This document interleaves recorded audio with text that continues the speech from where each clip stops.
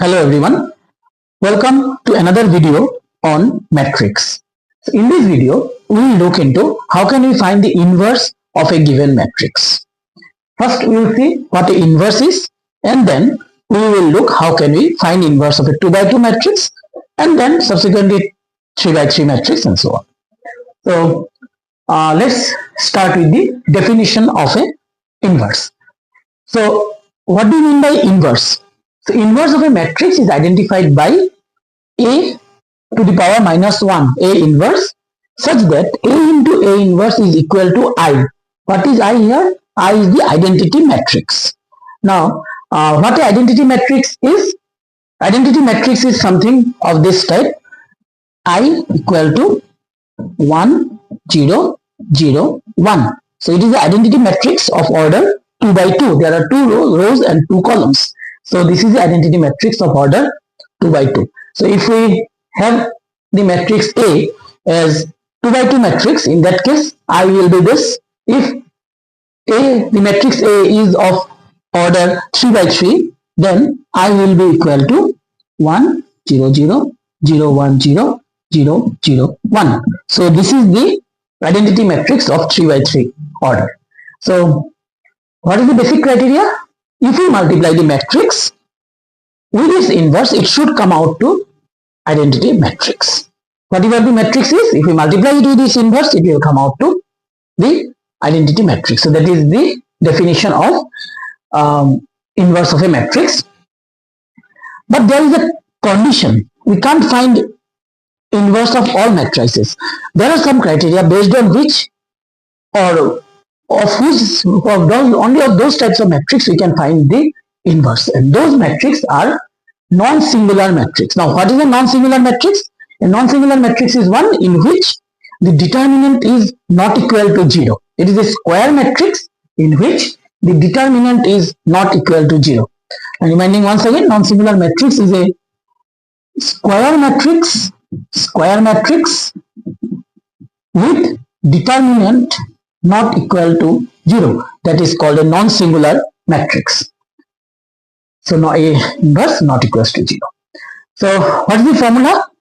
The formula behind the inverse, to calculate the inverse, is A inverse is equal to 1 by determinant of A multiplied by adjoint matrix of A. Now what is adjoint matrix of A? We will look into how to determine adjoint matrix of A with an example. So, but we have to remember the formula for computing inverse of a function, inverse of a matrix, is 1 by determinant of A multiplied by adjoint of A, adjoint matrix of A. Now, if we can link the definition or the condition with this, since we are dividing the adjoint matrix by determinant of A, if the determinant of A becomes 0, then this portion is not a valid expression, because dividing something by 0 is not allowed.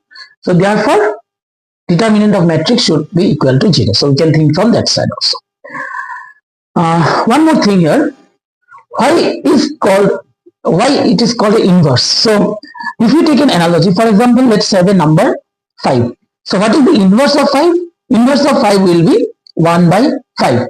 Why can we call it inverse? Because if we multiply them, we will get 1. Same is the case with a matrix. Whenever we multiply the matrix with the inverse, it should be equal to the identity matrix. And therefore, this is the formula. This is the condition. A cross A inverse should be equal to the identity matrix. And from the formula we get that it should be non-singular. That means determinant of the matrix must be not equal to 0. So, based on this, we will now look into finding the inverse of a 2 by 2 matrix. So now let's look into a 2 by 2 matrix, and we will try to find the inverse of that matrix. So just now we have seen, to find the inverse, the formula is A inverse equal to 1 by determinant of A and adjoint matrix of A.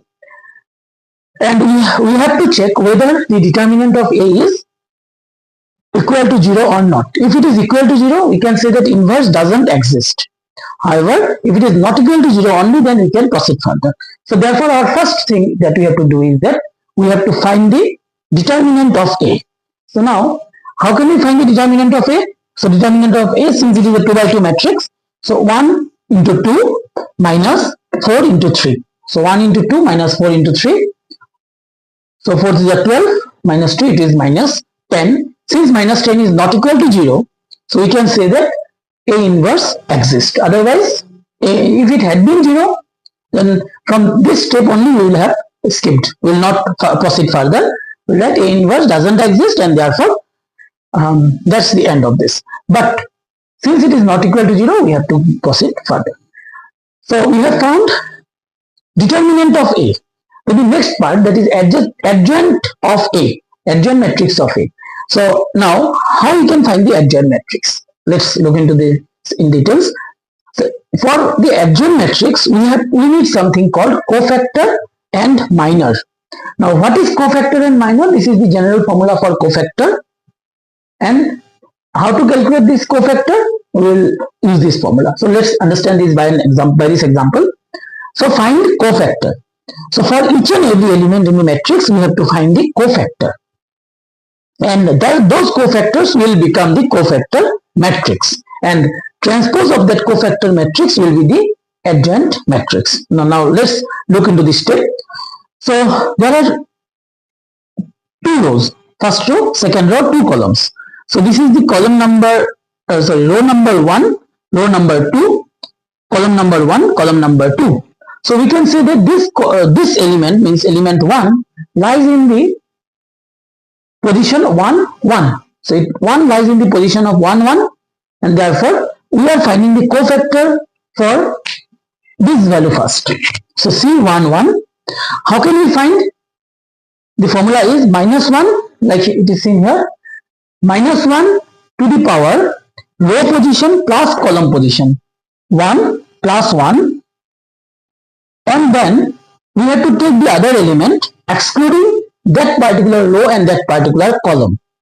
I am repeating once again. So whenever we have to find the cofactor, we have to take minus 1 to the power, summing up the row number and column number, and then excluding that row and excluding that column, what element is there? So 2.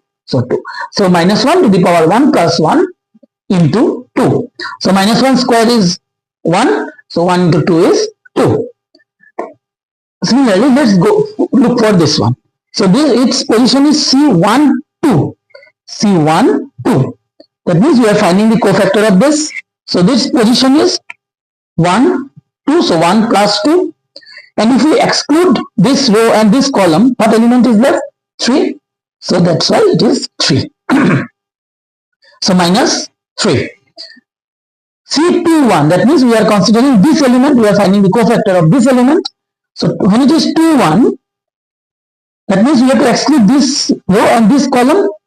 So minus 1 to the power 2 plus 1.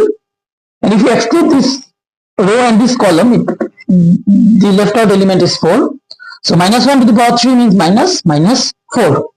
And in this case, C2, 2. That means we are finding the cofactor for this particular element. So it is minus 1 to the power 2 plus 2 into, if we exclude this row and exclude this column, we are left with 1. So multiplied by 1. So minus 1 to the power 4 is 1 into 1 is 1. So we are getting 4 cofactors for each of these elements. So 2 minus 3 minus 4, 1.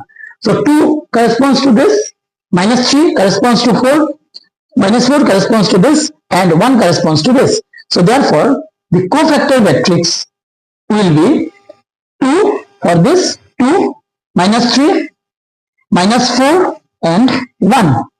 So from this, we have calculated the cofactor. From this cofactor, we are generating the cofactor matrix. So 2, minus 3, minus 4, 1. Now, whatever the cofactor matrix is, we have to take a transpose of that.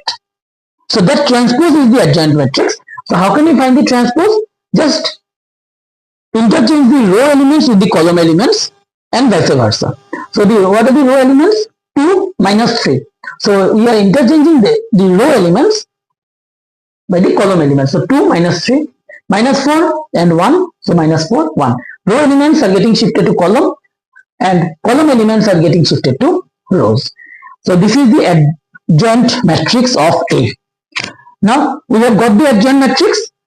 How can we find the inverse? So it is nothing but 1 by the formula, based on the formula, 1 by determinant of A. Determinant of A is minus 10. 1 by determinant of A multiplied by the adjoint matrix that we have obtained just now. So just after this, it is simple calculation. So 2 minus 2 by minus 10, 4 minus 4 by minus 10, minus 3 by minus 10, 1 by minus 10, and finally after cancelling everything, so we get this as the inverse of the matrix A. If we want to cross verify, we can multiply these two and we will get the identity matrix. So we can do that, but to find the inverse, these are the steps that are necessary. So if you remember, I am repeating the steps once again. So whenever a matrix is given, we will first find the determinant. We will check whether the determinant is 0 or not. If it is equal to 0, the inverse doesn't exist. However, if it is not equal to 0, we will proceed further. Now, how can we proceed? So in the next step, what we will do? We will find the cofactor. Cofactor for each of the element using this formula. So here, this value 2, 3, 4, 1. These are called the minors of the particular element. For 1, minor is 2. How can you obtain the minor? How can you obtain these minors? Just by eliminating that particular row and that particular column, whatever element is left, that is the minor. And we compute the values to find the cofactors. Based on those cofactors, we will find the cofactor matrix, or we will put that in the cofactor matrix. That cofactor matrix, that we have found, we have to take transpose of that cofactor matrix. Once we take the transpose of that cofactor matrix, we get the adjoint matrix. After the adjoint matrix is found, so it is simple. We just have to divide the adjoint matrix by the determinant value. So thus we can compute the inverse of a 2 by 2 matrix. In this next video, we will look into how to compute the inverse of a 3 by 3 matrix. Okay, that's all in this video. We will look further in the next video. Thank you all.